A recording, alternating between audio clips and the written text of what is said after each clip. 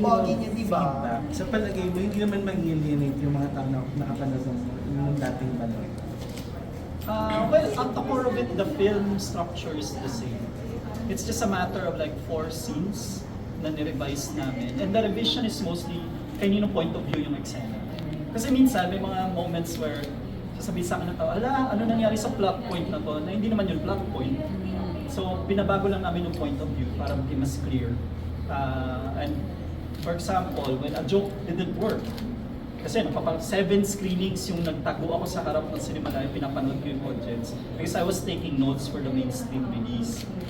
And while masaya yung audience during Cinemalaya, like they were cheering, isa nga sa mga friends ko sinabi sa akin, pumasok ako, nanood ako mag-isa lang, pero paglabas ko parang barkada ko na yung sinihan kasi ang ingay, para nagpa-party kami sa loob. So, alam ko na yung nag-work. Pero syempre, when you're making something na thrilling, ayaw mo na maputol yung tension. Pag when you're making something na comedy, ayaw mo na parang, paano ba, na matira yung mga jokes na hindi kasing benta. Kasi sa comedy, mas maganda tanggalin yung mga jokes na, so ganun lang, it's not an overhaul of the story in any way. It's just massaging pa the tone. Kasi, fortunate kami that I was able to re-edit at that time. And honestly, kasi pag nasa festival environment ka, rushed yung buong ganap. So, it's nice to get that feedback and have the time to make the film better, in my opinion. And actually, the reception in Hawaii is very strong. So, parang naging mas confident din ako with the film. Direct tanong ko lang, no? Katatapos lang ng firing ng COC, so medyo Yes. parang coincidence ba na yung airing, yung screening nyo parang on time? Hindi, I mean, the appreciation of a film changes in the context, right? If I made this film 2 years ago, at the height of election fever, I'm telling you, iba yung reception ng pelikula. When it was in Cinemalaya and it was an independent film festival, iba rin yung reception ng pelikula. But now that we're election season na ulit, at pinapanood namin ulit yung pelikula, sabi ko, "Shit, nangyayari ulit." And yung argument ng mga tao during a time na hindi election na, alam naman natin to lahat But parang lumala. So kung alam natin to lahat, parang it got worse. If you look at those who filed, wala na akong papangalanan, but you know exactly what I mean, right? You look at the quality of the people who are frontrunners right now, it got worse. So the argument that we already know the things in this film is put into question. If we know these things, then why does it keep happening? Maybe there should be action. Maybe there should be organizing. Maybe people should start thinking about their own power. Which is an alien concept to a lot of Filipinos. A lot of people in the Philippines would rather take dole-outs, would rather rely on a mostly patriarchal macho figure, macho man who will protect them. And na-remnant pa rin ang feudal system sa Pilipinas, if you think about it. So, the idea that a person has power and voice in a democracy, not everyone actually shares that, unfortunately. So kahit na sabihin na ng iba na alam naman natin na to, well, it doesn't hurt repeating it if the cycle keeps repeating. Sabi nyo rin na nag-change yung character ni medyo. Si Rahil din ba may character changes sa re-edit nyo? Happy ako sa art ng character niya at happy rin yung mga tao dun sa art ng character ni Rahil. Siguro trim here and there for like, pace and tone. But hindi siya na-overcome. I would say mas lumakas yung mag-ina in the film. I drew inspiration from the second cut of Liway. Kasi when we recut Liway, mas lumakas yung reception ng Liway kasi mas pinalakas namin yung mag-ina as opposed to the community. I think that's one difference in this cut. Kasi nung Cinemalaya, sobrang kumapit yung mga audience sa Marian Will dynamic. Universally parang yan yung pinipraise sa mga tao. So pinalakas namin. So that's one major change. Sasa's character matured in this cut. So Mature ako dito. So mga ganun decisions for the characters na serves to elevate what already worked and take out the things that didn't work as well. Hindi kasi ako yung kind of filmmaker na obsessed ako sa material ko, mahal na mahal ko siya na hindi ko siya kabaguhin. Especially if you're gonna go wide and you're considering a mainstream audience, you have to think then of like how they would parang get it. So that's why there were changes. For Sasa and for Rahil, ano yung nabago sa pananaw nyo sa political landscape natin after having done Balota? Actually, isa sa mga pinaka best ko ang take away dito is ang eleksyon ay isa lamang sa mga kumbaga dumadaan sa ating mga Pilipino yan eh. Kumbaga, tradisyon na talagang eleksyon sa buong mundo, di ba? Especially sa Pilipinas, rooted sa culture natin yan. Pero hindi doon natatapos ang paglaban natin, di ba? Kasi nga, dito sa pelikulang ito, minobilize ang mga taong bayan, minobilize ang mga naaapi, kumbaga.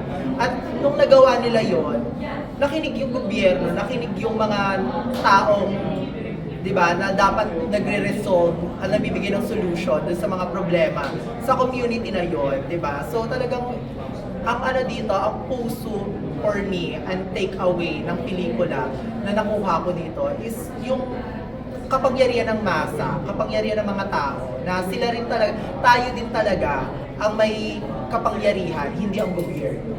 Ganon. Kailangan natin magsama-sama, di ba? Joint force lahat. Atake yun. Well, ako naman po, napakahalaga po kasi ng election. Ang pinakamalaking takeaway ko dito is, since marami kasi tao na iniisip nila porket hindi sila naapektuhan, they don't care, they don't care about the election. So pagkatapos po nito, mas na-realize ko, same with Sasa, kung gaano kahalaga po yung boses natin, kapangyarihan natin. The same for me, mas na-realize ko na in unity, there is power. So dahil po sa Balota, mas na-enhance po yung knowledge ko sa bagay na yun. Sasa, saan ang gagaling yung marugdog mong damdamin, yung mga himutok mo dito sa pelikula? Eh, grabe ka naman sa mga himutok. Ano ba yan? Pero alam mo, kasi dati kasi, isa din naman ako sa mga, alam mo yon, promo-protesta, ganyan. Nagdadaan ako sa pagiging tibak. So kaya nga sinabi ni Direk sa akin na tibak ang character mo, ganyan. May pinaglalaban siya. Talagang sabi ko, yes, it speaks to me talaga na ang character na to, akong ako. Kasi bukod sa baklang tibak siya, baklang barangay din siya. So, learn siya sa mga kultura, mga kabaklaan, di ba? Nung may eksena nga kami doon na parang inaarte-artehan ko lang yung mga lalaki, ganyan, para ma-invite sila sa ang tawag dito, sa mga, sa ganap, sa protesta, di ba? Eh, usually, di ba, mga bakla, dalawa lang ang motivation yan. Umaura at magpapansin, ganyan. At ginagawa yun ng mga bakla, in a way na, alam mo, makaka-contribute ka sa society at saka sa community ninyo. And sobrang, yung role na to, it speaks to me. Kaya parang, nung sinasabuhay ko na siya, nung binibigyan ko na siya ng character kasi mga kaibigan ko mga ganito din eh. So, kumuha din ako ng inspiration sa kanila. So, nung pinag-aralan ko na yung character, ganito ko siya bubuhayin. Ayun. Talagang naging, siya, close to my heart. Sabi ko parang, ako to. So, alam mo yon, hindi siya nalalayo sa mga hugot ko sa buhay. Ganon. And for Direct naman, na-monitor mo sa screening ng Cinemalaya yung reaction, and then ngayon naman sa feedback ng tao sa mga quote na nilalabas natin sa trailer, ano naman yung feedback mo, ano yung mga na-monitor mo tungkol sa mga reaction ng tao? Parang kulang tayo ng opportunities to parang vent our frustration, if that makes sense. Kasi, I'll be honest, medyo disappointed ako na 2024 na 2 years later, wala pa tayong political content. Pag-election na. Parang we're not really seeing, kasi if you remember 2022, both sides, I'm not referring just to one side, pero lahat ng mga political party nun, very active. Mga director, we were making and volunteering and making videos. May mga songs na nag-emerge, may art na lumalabas. Parang nabuhay ang buong art community at na-politicize.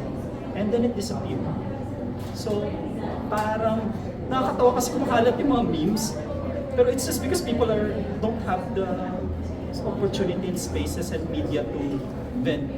So I'm not thinking na it's just Balota. Sana parang may gumawa pa ng iba. Yun naman yung point ko. Parang isa na naman kami, isang pelikula lang kami. It's not gonna change the world, right? So, pero if you remember, 2 years ago, I thought that because there was an upwelling of political content and political discourse, and there was a lot of hope and fire and ramdam natin yung pinagsasabi namin dito sa pelikula, which is ang bawat isa sa atin may kapangyarihan. Then it fizzled out. I don't know why. I don't know ano nangyari. Pero parang we became, ano ba, did we get exhausted? Did we get tired? Did we get frustrated? Movements don't happen overnight. I'll give an example. Sa Brazil, bago natalo yung diktador sa Brazil na si Lula, 3 times siyang tumakbo. So it's not gonna happen in one campaign. And so medyo nakakalungkot lang na hindi nasusustain. So yun yung contribution namin, I guess, na parang hopefully it will inspire other groups to make more materials, to make more content. Na sana bumalik tayo sa kung gaano ka-vibrant at buhay yung political discourse noong 2022. And nakikita natin yun, kaya nagba-viral yung mga talak ni Sasa Easter dun sa di ba? About Baklang Kanal and the collection to politics. Kaya siya nagba-viral kasi walang ibang gumagawa, honestly. So sana may ibang gumawa. Yun lang naman yung hope. Question for Sasa. Kasi ngayon, election, magkakaroon ng mga campaigning and Kaya. yung influence mo kailangan. So ano yung magiging criteria mo? Are you open to collaborating with politicians running na ganyan? Masabi yung collaborating, parang influencer na din sila. Pero hindi ako, tulad na rin ng ginawa ko ng 2022, kailangan muna ako. Alamin ko muna kung ano yung mga plataforma nila. Ako, kasi ang sinabi ko nung una, ang gusto ko talaga, may puso sa masa, di ba? Yun yung kayang makinig, yung kayang mag-adjust, yung kayang alam nila, ranas nila at dalas nila kung anong mga nangyayari. Yung bumababa talaga, kumbaga. Kasi ako, hindi mo masasabing may pakialam ka hanggat hindi mo nakikita at hindi mo na kumbaga hindi ka bumababa, nag-i-emerge. Emerge ba tawag? Emerge pala, emerge. Parang ano ba, Miss Universe nag-emerge. Pero yung hindi ka nag-i-emerge sa kumbaga yung mga taong boboto sa'yo. So, ayun, kailangan may puso kaya doon. And ako, nag-a-announce lang ako pag alam kong sure na ako sa kandidatong to, di ba? Dahil, syempre, di ba, ako may influence din ako. Alam ko, may mga tao kasi hindi nila alam kung paano i-explain or kailangan nila ng, alam mo yun, gusto nila madaan lang sa tweet nila para malaman nila kung ano yung eksena nitong politician na to. Pero alam mo yun, hindi sila yung actively nagre-research. Ang ginagawa, naghahanap na lang sila sa mga influencer kung sinong iboboto. So, napakalaking responsibility yung pagpili ko din ng iboboto ko at kung sino i-endorse ko. So, kailangan masusi ko talaga siyang inaalam kung sino ba dapat yung iboboto. So, alam mo yun, sa mga nakshi ko dyan, hindi lang dapat sa alam mo yun, kapag may election lang, doon lang tayo mag-e-eksena. Hindi, kailangan natin alamin natin yung mga ganap, ganyan. Lalo-lalo na kapag bakla ka. Kasi alam mo naman, kami ang isa sa mga minority, di ba, na inaapi dito sa lipunan. So, kailangan talaga makipag-volunteer ka at makikisa sa mga usapin at diskusyon. Ganun. This is for Direk. Ang hirap ng mga tanong. This is for Direk Kit, ano?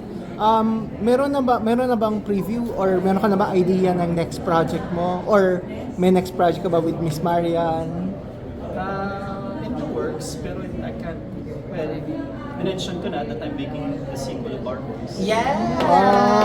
Can you talk about that po? Mention ko siya nung musical, first day ng musical, mention ko that I'm working on the sequel of Our Boys. Same cast? Sina Rocco, sina... Secret. So, basta. Well, ayoko kasi magsalita until lock na lahat. But I'm working the sequel of Our Boys. Ideally, parang, kasi after the pandemic, ready na ako to retire. So parang I just want to kind of finish some of the existing ones that I'm working on. So wala ako after that. Walang plan after the sequel of Our Boys. Bar Boys to, pagkalat mo na yan. Dalawa kasi pinupromote natin. Hey, last question to Direk. So mention nyo kasi ganyan, democracy is a good thing. Pero parang lagi sinasabi, the Filipinos are not ready for democracy. Parang ano yung take mo doon? Na ano yung kailangan? Na paulit-ulit kasi ang nananalo ay alam nyo na.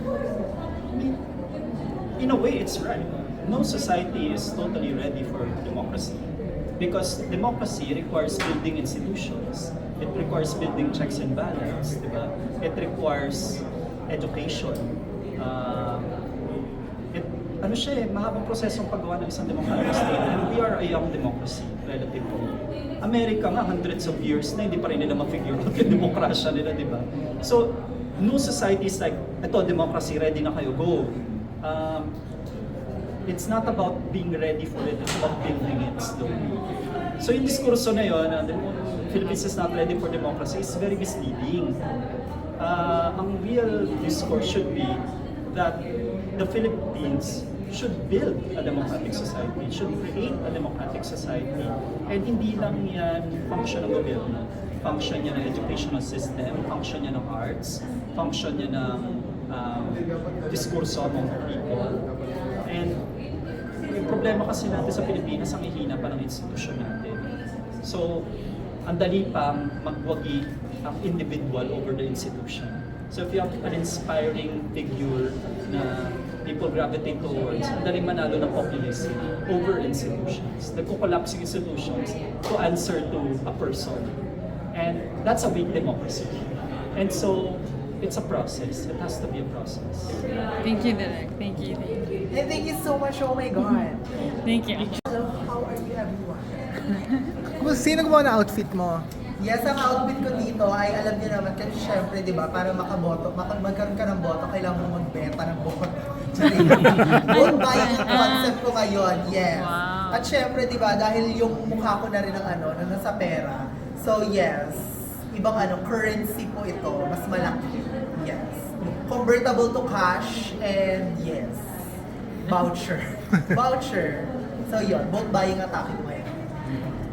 Direct na mention na new cut ito. Ano yung may iba sa skin rinse? Well, kasi one thing I did was to watch the audience during Cinema Night, knowing full well that we're gonna go nationwide. So inabang ako with scenes sila na tawa, with scenes sila na sinda, kailan na build up yung tension, kailan na putol, kailan, which hirets yung benta, which hirets is not. Which actually outside the Philippines is a very common practice. Ginagawa siya like pag nagpe-premiere ka sa festival abroad, i-re-edit mo siya after the reception. Like one of my favorite films, Cinema Paradiso for example, after premiere, biglang paglabas ng film sa white, buong last act iba na. And so, since we got data points, we got feedback, nanood ako ng mga audience sa Cinemalaya, nag-revise ako based on that. And nakita ko kung saan kumapit yung audience. At in-intensify ko yung mga characters where feeling ko kumapit yung audience. So, may nadagdag na bawas? Ano yung... It's not gonna be the same film at all. In the sense It's a different vibe. Oo, like the whole character ni Sasa, nagba. Yes. Sabi nga niya, ngayon ko pa lang mapapanood. So yes, ano kaya magiging eksena ko dito? Pero napakita ko na rin yung cut na to sa Hawaii last week.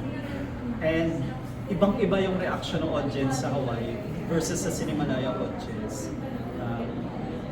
Dalawang Filipino films yung napanood ko sa Hawaii, yung Balota and Friendly Fire screening, and both were very well received. So, Wow! Period. Ang tanong lang, sorry, habol ka lang direct, in terms of the message, will it be the same? Or... I think the core message is the same. Kasi hindi naman nagbago yung audience na gusto kong kausapin sa pelikula na to. And actually, isa yung minention ko nung nasa Hawaii, which is often, pag sa sobrang polarized na mundo ngayon, you have conservatives and progressives, you have the left and the right. Parang walang attempt to reach out to the other side, connect to the other side of the spectrum with people who don't necessarily agree with their political beliefs. So we tend to just please our core group, make films that apply to people who already believe what we believe, or believe the same thing about films as we believe. So hindi naman kasi nagbago yun na sila yung gusto kong ma-reach. So that magkaroon ng political difference in the way they, magkaroon ng difference in the way they analyze politics or the way they think about politics. It's not my normal audience, so to speak. So, dahil hindi naman nagbago yun, hindi rin naman nagbago yung core message ng film. Napaka-ironic lang na 2024 na we still need to argue that democracy is a good thing. Because there's still a lot, majority I would say, of Filipinos who say, we have too much freedom, we have too much democracy. So we're not even on the same page na mahalaga democracy. And funnily enough, nung nasa Hawaii ako, nakarelate yung mga Amerikano doon. Sabi nila, kami rin, hindi namin in-expect na 2024 magiging pagtatalunan pa namin na mahalaga maging demokrasya ang isang bansa.